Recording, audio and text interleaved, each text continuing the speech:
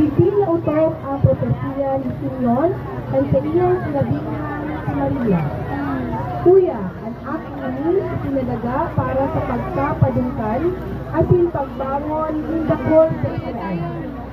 Pero siyang tanda pari sa Diyos na isisikwang ng dakol na tao. Dangan ang kamundoan, siring sa tarong matarom na espada, malagbas sa imong puso. Ang pasok, ang pagkasabat ni Maria kay Jesus na may paksay kan krus, iyo ang nasa pangangataman kan pamilya Guillermo kan Bagong Bayan, Ligao City.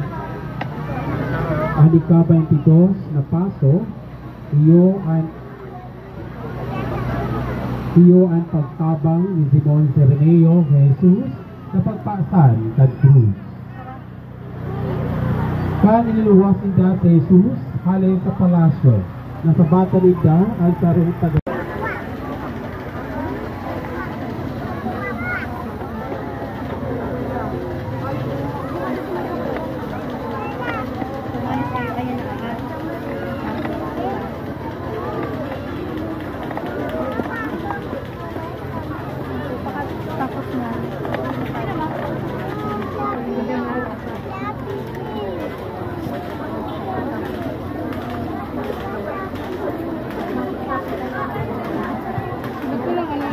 Ang ika-20 paso, ang pagpasan ni Jesus ng krus, Nazareno.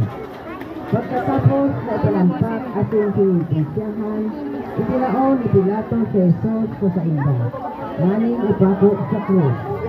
Kaya sinuaninda si Jesus at nagluwas paasanan sa iyang krus, pasiring sa lugar na inaapod Golgotha o lugar ng mga bungo.